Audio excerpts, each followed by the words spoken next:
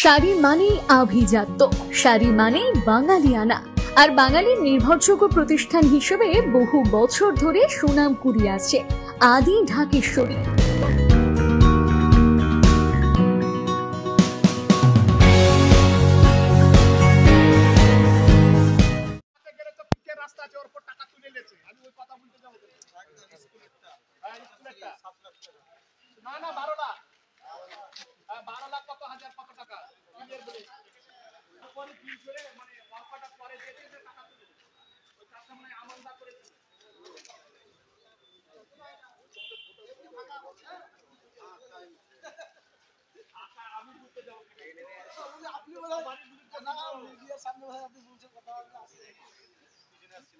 সব ছবিগুলো করো, এগুলো নিচে নিচে এগুলো করো, এই বিল্ডিং রং করা টাইল বসার জন্যই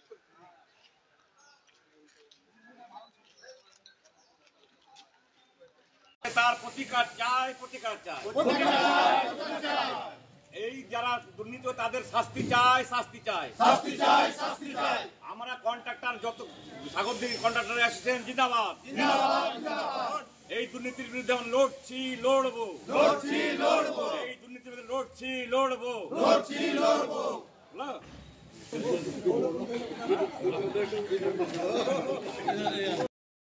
ওই হিসাব নেই, এত টাকায় করেছে হিসাব নেই। আর আমরা দিনের পর দিন কাজ করেও বিলের জন্য বিডিও সাহেবের কাছে আমরা ধর্ণা দিয়েছি, তবে আমাদেরকে ঢুকতে দেওয়া হয়নি। হ্যাঁ, তবে তারা কাজ না করে বিল পেয়ে গেছে, আর আমরা কাজ করে বিলটা পাইনি। সঞ্জয় সিকদার ডাইরেক্ট বলেছে তুমি যাও সিএম এর কাছে যাও, বিল নিয়ে এসো, হাইকোর্টে যাও, বিল নিয়ে এসো। তোমার ক্ষমতা থাকলে তুমি হাইকোর্ট থেকে বিল করবে, জানুয়ারিতে তুমি বিল নেবা। আমাকে ব্যক্তিগতভাবে এই কথা বলেছে। অনেক ঠিকাদার আমাদের আছে, তারা ঘন্টার পর ঘন্টা বিডিও সাহেবের গেটে দাঁড়িয়ে থেকেছে, তারাকে ঢুকতে দেয়নি। আর এই অফিসটা রাত্রে অফিস হতো, সঞ্জয় সিকদার রাত্রে অফিস করতো এই তিনজন ঠিকাদারকে নিয়ে। ঠিকাদারকে নিয়ে তারা কি শুধু ঠিকাদার? হ্যাঁ, তারা ঠিকাদার নয়, একজন আছে মিডিয়া। অনেক কন্ট্রাক্টরের কাছে পয়সা করে নিয়েছে, পয়সা করে নিয়ে যে না আমি স্যারকে বলে বিলটা করে দেবো, তার প্রমাণ আছে, ফোনপে টাকা দেওয়া হয়েছে, ক্যাশ দেওয়া হয়েছে, তার রেকর্ডিং আছে। তবে সঞ্জয় সিকদার একদম দালাল। দেখুন, তিনি একজন আধিকারিক, তিনাকে কোনো অভিযোগ করতে গেলেই তিনি প্রথম কথা বলতেন যে এই সবুজ কালি দিয়ে তোমার কন্ট্রাক্টরের জীবনটাকে বরবাদ করে দেবো। তো তেনার কলমের জোর ছিল, তো সেই মুহূর্তে আমরা অভিযোগ করেও পারিনি। তো এইখানে যেমন আপনার দুখানা বিল্ডিংয়ের টেন্ডার হয়েছে, কিন্তু আদেও কোনো বিল্ডিং হয়নি, 1 কিলো সিমেন্টেরও কোনোদিন কাজ হয়নি, অথচ আপনার দুটো বিল্ডিংয়ের টাকা এখান থেকে উঠে গেছে। একাধিকবার এডিএম জেডপিকে আমরা কমপ্লেন করেছি, বিডিওকে কমপ্লেন করেছি, তার সম্পূর্ণ আমাদের কাছে রিসিভ আছে। অবৈধভাবে টেন্ডার করলো সে প্রক্রিয়াটা, তারপরে আপনার টাকাটা পুরোটাই তুলে নিল। এইখানে দুজন এজেন্সি আছে, একজন আপনার সিএন চ্যানেলের সাংবাদিক মইনুল ইসলাম, তিনি পেশায় কন্ট্রাক্টারি করে সাংবাদিকতা করেন। আর একজন আছে নৌসাদ, তার দুটো ফার্ম, নৌসাদ শেখ, সিমরিন এন্টারপ্রাইজ, আজমিরা খাতুন। যে কোনো বিষয়ে আপনার যদি আমাদের কোনো কাজ করে থাকি, তো তিনাকে মোটা অঙ্কের টাকা না দিলে তিনি কিন্তু আমাদের বিল ছাড়তেন না। আর এই টাকাটা সম্পূর্ণভাবে তুলতেন আপনার এই সিএন চ্যানেলের সাংবাদিক মইনুল ইসলাম আর নৌসাদ শেখ। নৌসাদ শেখের ফার্মের নাম হচ্ছে আজমিরা খাতুন।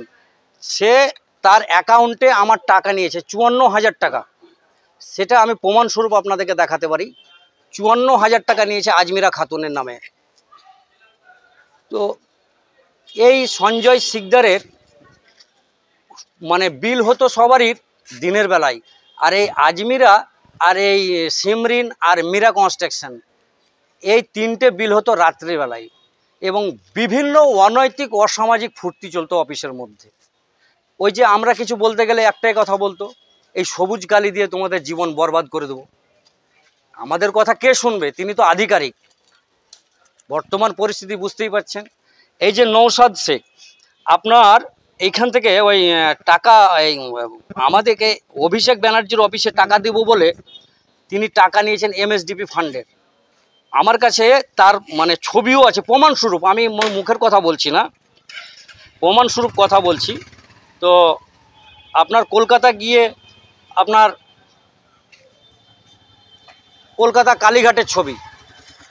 ইনি হচ্ছে নৌসাদ শেখ।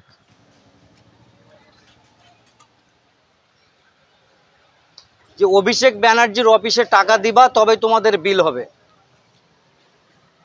তিনার কাছে একদম জিপিএস ম্যাপ করে একদম মানে কালীঘাটের মানে আরেকটা ছবি আপনারা দেখতে পারেন। কালীঘাট এই দেখেন, এইখান থেকে টাকাটা আমাদের কাছ থেকে নিয়েছে।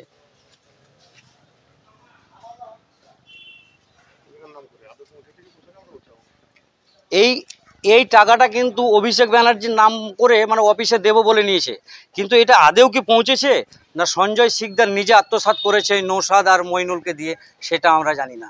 কিন্তু এখানে সঞ্জয় শিকদারের যদি আপনার মানে মানে অনৈতিক কাজের কথা বলা যায় তাহলে শেষ হবে না। তিনি পুজোর বাজারে 18 লাখ টাকা বিল করেন বন্ধের বাজারে। তিনি আপনার কি বলবো মানে এইখানে কম্পিউটারের যে বিল হয়েছে, সত্যজিৎ মণ্ডল বলে একটা ক্যাজুয়াল স্টাফ আছে, তার কোনো ফার্ম নাই, উইদাউট ফার্মে তার টাকা ঢোকানো হয়েছে। মানে এত অসামাজিক কাজ হয়েছে এই বিডিও অফিসে।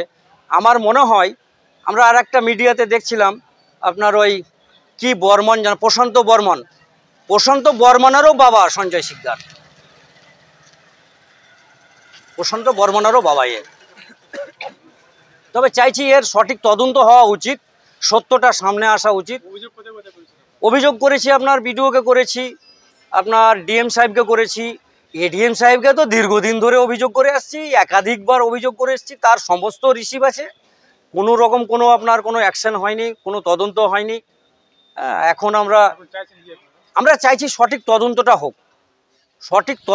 হোক। এই যে দুটো এজেন্সিকে নিয়ে যে অসামাজিক অনৈতিক কাজ করেছে এবং অফিসে যে ফুর্তি চলেছে সেগুলো ধরুন মিডিয়ার সামনে আমি প্রকাশ্যে বলতে পারবো না। রাত্রিবেলায় ওদের বিল সই হতো। শাড়ি মানেই আভিজাত্য, শাড়ি মানেই বাঙালিয়ানা, আর বাঙালির নির্ভরযোগ্য প্রতিষ্ঠান হিসেবে বহু বছর ধরে সুনাম কুড়িয়ে আসছে আদি ঢাকেশ্বরী। বহরমপুরের প্রতি ঘরে ঘরে নিজেদের নিখুঁত, শৌখিন এবং ইউনিক ডিজাইনের কালেকশন পৌঁছে দিচ্ছে আদি ঢাকেশ্বরী। আমাদের প্রতিটি শাড়িতে রয়েছে নতুনত্বের ছোঁয়া।